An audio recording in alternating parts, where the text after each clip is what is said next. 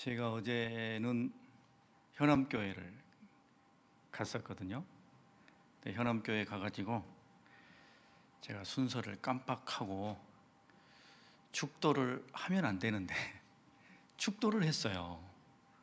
그 이후에 다른 순서들이 남아 있었는데 제가 깜빡하고는 평소의 습관대로 설교하고 기도하고 축도를 해버렸습니다. 그랬더니 이 반주하시는 분도 그렇고 예배 인도하신 장로님도 또 교인들도 다 당황해가지고 저만 모르고 잘했네 하고 이렇게 가서 앉았어요. 이제 말씀 전하고 기도하고 축도하면 되죠. 네, 그렇게 하면 되죠. 네. 가끔 저도 제 자신을 이제 믿을 수 없다는 것을 인정하게 됩니다. 제가 담임 목회 시작한 지 13년째인데 주일 예배도 그렇고 수요 기도에도 그렇고 새벽 기도에도 그렇고 항상 말씀 전하고 반드시 축도를 하거든요. 항상 축도합니다. 근데 올해 들어서 제가 어느 날 새벽 기도에 마치고 축도를 안 하고 가서 앉아버렸어요. 그리고 저희 교인들이 저한테 눈을 꿈뻑꿈뻑 뜨면서 목사님 축도 안 했어요. 야, 그렇더라고요. 예. 정신 바짝 차려야지. 여러분, 우리 믿음 생활도 우리가 잘하는 것 같은데 가끔 우리 스스로 이렇게 잘 살펴봐야 할 때가 있습니다. 늘 익숙한 것, 자연스러운 것, 그래서 내게 늘 있는 것으로 여겨졌던 것, 진짜 내게 있는 건지, 내가 여전히 잘 보관하고 있는 건지, 내게 너무나 자연스러운 옷으로 내게 입혀 있는 건지 우리가 한 번씩은 살펴봐야 된다는 거예요. 중요한 일이죠. 성경에 보면 수많은 믿음의 선견자들의 이야기가 등장합니다. 그런데 그 중에 하나님께로부터 너는 내 친구다 라고 불려진 인물이 있어요. 하나님께서 여러 말씀을 통해 너는 내 백성이다 혹은 너는 내 종이다 이런 말씀들을 많이 하셨는데 유독 한 인물에 대해서만큼은 너는 내 친구다라고 말씀하셨어요. 누굽니까? 아브라함이죠. 하나님께서 아브라함을 향하여 너는 내 벗이다, 너는 내 친구다라고 말씀하셨어요. 놀라운 말씀이죠. 친구면 여러분 우리도 아주 친한 친구들이 있으시잖아요. 친구면 어떤 사람이 가장 친한 친구입니까?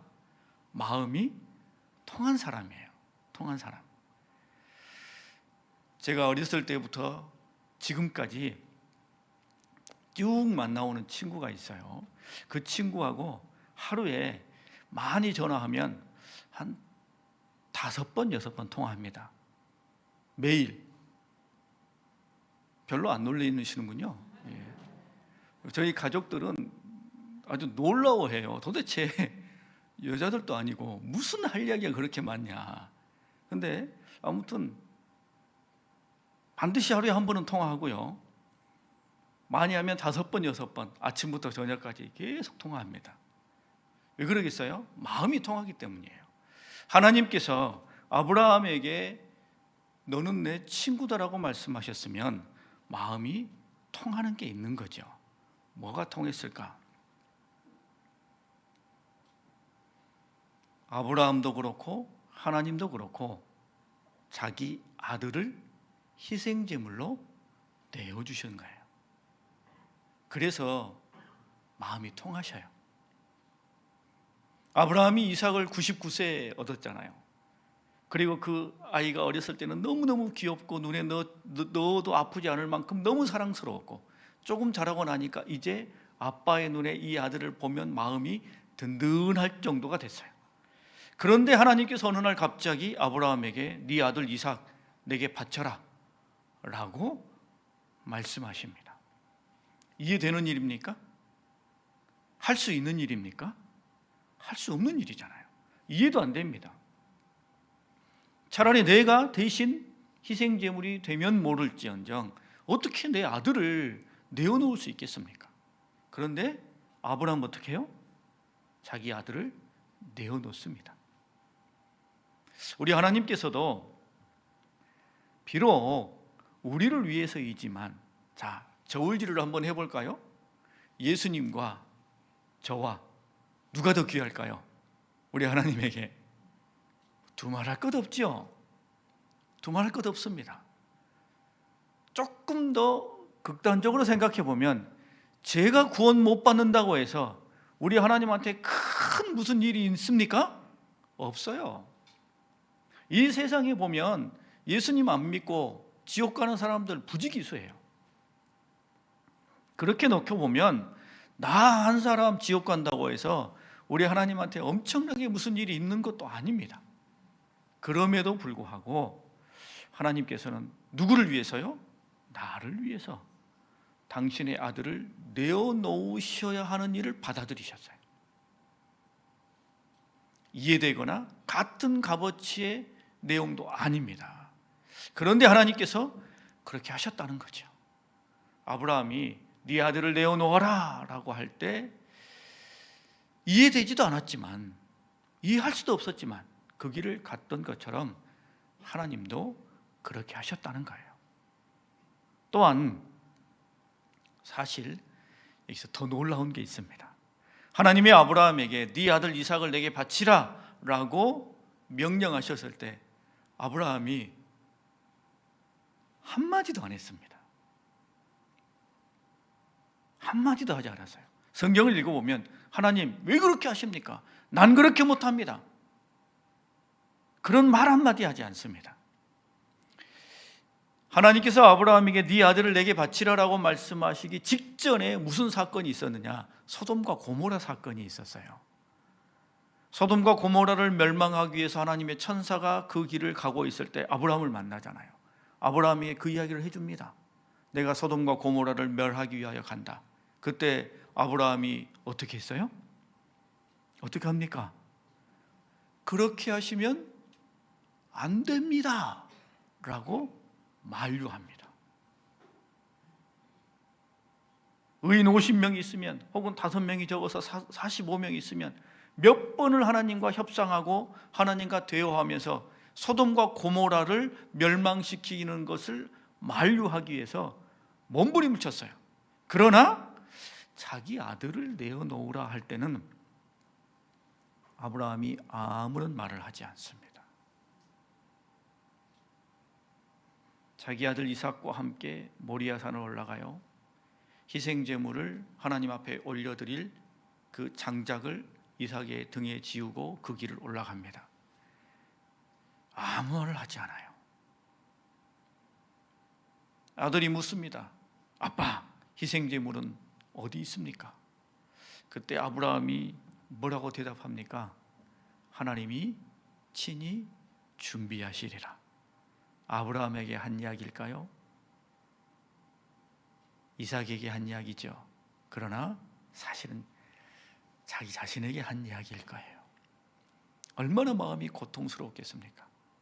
그런데 아무 말 하지 않아요. 하나님께서도 당신의 아들을 내어주시면서 그 아들이 십자가 고난의 길을 걸어감에도 아무 말씀하지 않으셨어요. 십자가에 달리셔서 그렇게 고통스러워하실 때 우리 하나님 침묵하셨어요. 아무 말 하지 아니하시고 묵묵히 그걸 감내하셨어요. 십자가에 달린 예수님을 바라보면서 많은 사람들이 내려와라, 그러면 내가 하나님인 줄 믿겠다라고 말할 때, 그때도 하나님께서는 그 이야기를 듣기만 하실 뿐 묵묵히 감내하셨어요. 그래서 하나님께서 아브라함을 보시면서 마음이 통하는 친구로 여기신 것 아닌가 싶습니다. 여러분, 우리는 하나님께서 우리를 사랑하시는 줄 압니다. 할렐루야. 하나님이 우리 모두를 사랑하시는 줄 믿으시죠? 그 사랑을 우리는 압니다. 그런데 그 사랑을 구체적으로 어떻게 느끼나요? 우리의 기도에 응답해 주시고 우리의 삶을 선히 인도해 주시고 놀랍도록 하나님의 놀라운 강한 손으로 우리를 붙잡아 주시는 것을 우리가 체험할 때, 야, 하나님이 나를 사랑하시는구나, 하나님이 나를 이렇게 사랑하시는구나 라고 우리가 느끼고 또 인정하고 고백하게 됩니다. 우리에게 행하시는 모든 것 속에 하나님의 사랑이 담겨져 있어요. 그런데 기도 응답이나 혹은 놀라운 권능과 섭리를 베풀어 주시는 동에는 꼭 사랑이 없어도 해 주셔요. 그렇게 하실 수 있어요. 그렇죠?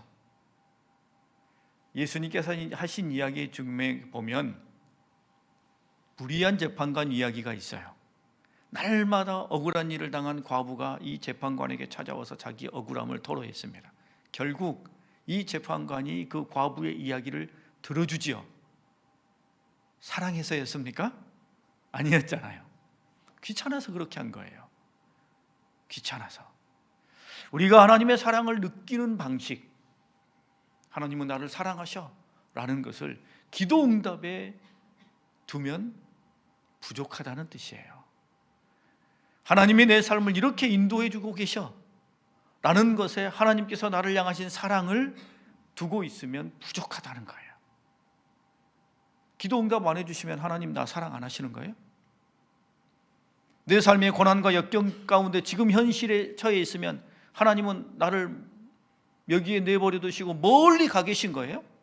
아니라는 거예요. 그것으로 하나님의 사랑을 저울질하거나 판단하는 완벽한 근거가 될 수 없다는 거예요. 그러면 우리를 사랑하시는 그 하나님의 사랑, 가장 확실한 증거는 뭡니까? 뭐예요? 당신의 아들을 우리에게 내어주신 거예요. 이게 우리에게 베푸신 가장 큰 사랑입니다. 오늘 말씀의 32절에 보면 자기 아들을 아끼지 아니하시고 우리 모든 사람을 위하여 내어주셨다라고 기록하고 있습니다. 이게 하나님께서 우리에게 베풀어 주신 가장 큰 사랑이지요. 그 사랑 가운데 우리가 있습니다. 당신의 아들을 나를 위해 내어주시는 것, 사실 같은 값어치는 아니지만 그것을 감내하시면서 묵묵히 당신의 아들을 내어주신 그 주님의 위대한 사랑이 우리와 함께하고 있다는 것을 우리는 잊지 말아야 됩니다. 그것이 내게 있어서 가장 큰 사랑이에요.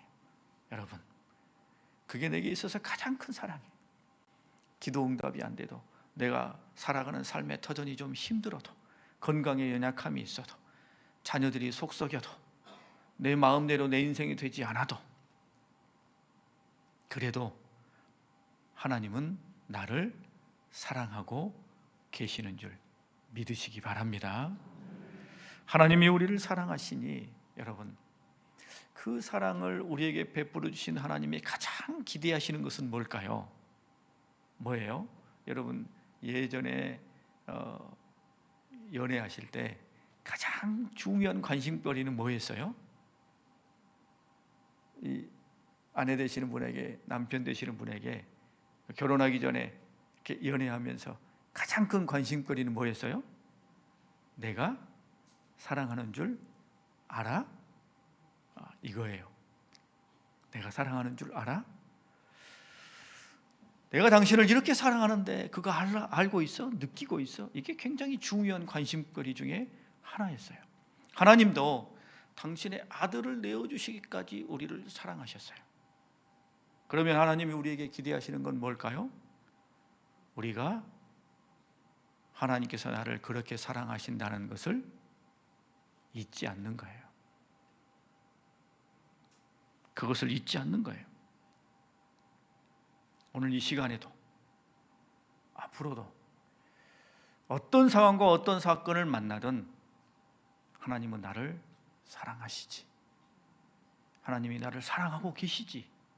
여러분, 우리는 이것을 강하게 붙잡아야 될 줄 믿습니다. 삶은 늘 변화돼요. 인생은 우여곡절이 있잖아요. 높이 올라가는 것도 있고 내려가는 것도 있습니다.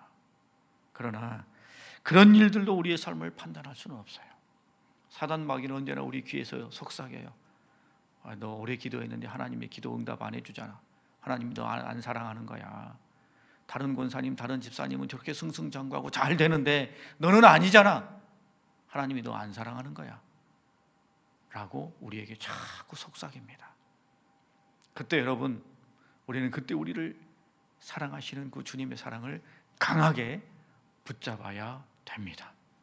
주님의 사랑을 기억하고 붙잡고 선포하는 것, 그것을 통해 내 삶의 모든 것을 견디고 이겨내는 우리 모두의 삶이 될 수 있기를 바랍니다.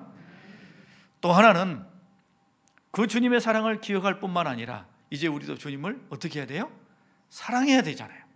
당연한 거예요. 연애할 때 내가 당신 얼마나 사랑하는지 알아? 그리고 난 다음에 뭘 물어요? 당신도 나 사랑해? 이걸 묻잖아요. 확인받고 싶잖아요. 하나님도 그걸 우리에게 기대하십니다. 내가 너를 얼마나 사랑하는지를 잊지 말아라. 그리고 이제 너도 나를 사랑해라 라고 말씀하십니다. 우리 모두가 하나님을 사랑하는 줄 믿습니다. 그런데 여기서 한 가지 기억해야 될 것, 우리는 주님을 사랑한다는 것이 우리 입술에 있지 않다는 거예요. 우리 마음 안에 하나님을 향한 사랑이 있는데 그 사랑 보여줄 수 있습니까? 어떻게 이렇게 뒤집어 까면 사랑이 보입니까? 사랑이 실체가 있습니까? 어떻게 생겼어요? 무게는 얼마나 나갑니까? 그런 실체가 있습니까? 없어요. 사랑은 감정이잖아요. 우리도 남편 이렇게 보면 사랑스럽고 이렇게 보면 미워 죽겠잖아요. 그런 거 똑같은 거예요. 어떨 때는 하나님을 향한 사랑이 우리 안에 막 뜨거워가지고 막 가득 넘칠 것 같아요. 근데 어느 때는 나도 냉랭할 때가 있어요. 사랑은 그래서 감정으로 말하면 안 되는 거예요. 내가 입으로 고백하는 것으로 하나님 사랑합니다, 뜨겁게 찬양하고 있을 때는 내가 하나님 사랑합니다, 아니에요. 거기에만 머무르면 안 돼요. 그래서 하나님께서 우리에게 하나님을 사랑하는 것이 무엇인지를 정해 주셨어요. 너희가 이렇게 하면 하나님 사랑하는 줄을 내가 안다 라고 정해 주셨어요. 그게 요한일서 4장 20절에서 21절 말씀입니다. 누구든지 하나님을 사랑하노라 하고 그 형제를 미워하면 이는 거짓말하는 자니 보는 바 그 형제를 사랑하지 아니하는 자는 보지 못하는 바 하나님을 사랑할 수 없느니라. 하나님을 사랑하는 자는 또한 그 형제를 사랑할지니라. 아멘. 내 안에 하나님을 향한 사랑이 있으면 뭐 한다고요? 형제를 사랑한다는 거예요. 교회를 사랑한다는 거예요. 그러면 내가 하나님을 사랑하고 있는 거예요. 가끔 내가 하나님을 사랑하고 있는지 없는지 잘 모를 때 있죠. 그럴 때 내가 믿음의 공동체 안에는 우리 지체를 사랑하고 있으면 하나님 사랑하고 있는 거예요. 내가 교회를 사랑하고 있으면 하나님 사랑하고 있는 겁니다. 여러분, 하나님께서 당신의 아들을 내어주시면서까지 우리를 놀랍게 사랑하셨어요. 그 사랑의 가장 절정을 우리는 이 한 주간 보내고 있습니다. 주님께서 내게 베푸신 그 크신 사랑을 기억하시면서 내 삶 속에서 언제나 하나님이 나를 사랑하고 있음을 굳게 믿고 이제 나도 하나님을 사랑하되 우리 형제 자매를, 우리 교회를 사랑하는 것을 통해 내가 하나님을 얼마나 어떻게 사랑하는지를 보이며 확증하는 그런 믿음의 길을 걸어가시는 우리 모두가 될 수 있기를 바랍니다. 하나님 아버지의 은혜를 감사합니다. 우리의 삶이 때로는 녹록치 못하여 눈물 나고 가슴 답답하고 억울하고 속상할 때도 많습니다. 다른 누구와 내 삶을 비교하고 돌이켜보면 한참 뒤처져 있어서 나는 도대체 뭐하고 있나 싶어질 때도 있습니다. 그러나 하나님, 내 인생이 그렇게 외로울 때도 내 인생이 그렇게 막막할 때도 하나님이 여전히 나를 뜨겁게 사랑하고 있음을, 주님의 놀라운 사랑이 나와 함께하고 있음을 우리가 잊지 않게 해주셔서 그 사랑으로 말미암아 다시금 힘을 내고 일어서는 우리 모두의 삶이 되게 하여 주시옵소서. 거센 풍파가 우리 앞에 있다 한들 주님을 바라보며 주님을 향한 그 사랑으로 말미암아 아버지 넉넉히 이기며 살아가는 우리의 삶이 되게 하여 주시옵소서. 묶어주신 형제 자매를 사랑하고 하나 되게 하신 교회를 사랑하며 그렇게 하나님을 우리가 어떻게 사랑하는지를 늘 증거하며 나타내는 복된 삶을 살게 하여 주시옵소서. 하나님, 우리의 육신을 강건하게 해주셔서 우리 안에는 모든 원치 않는 질병들을 깨끗하게 치유하여 주시며 우리 마음에 주님 주시는 평강과 자유가 가득함으로 말미암아 우울증이나 공황장애나 불안증이나 중독에 시달리는 모든 것에서 다 노임을 받을 수 있도록 주님 역사하여 주시옵소서.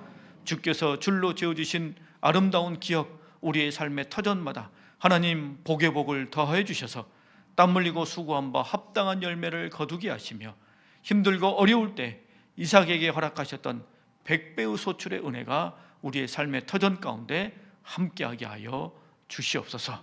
하나님, 우리 모두를 지켜주시고 붙잡아 주셔서 우리를 통해 주님 영광 받아 주실 것을 굳게 믿사오며 예수님의 이름으로 기도합니다.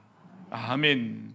이제는 우리 주 예수 그리스도의 놀라우신 은혜와 하나님 아버지의 크고 극진하신 사랑과 성령님의 감화 감동 충만 역사하심이 나를 향해 당신의 아들까지 내어주신 그 큰 사랑, 그 사랑 잊지 아니하고 나도 이제 주님을 더욱 사랑하며 이 땅에서의 믿음의 길 감사와 기쁨으로 살아가기를 결단하는 우리 모든 주의 백성들 위해, 기도하는 제목들과 삶의 자리 위에, 사랑하시는 교회 위에 함께 하옵시기를 간절히 축원하옵나이다. 아멘.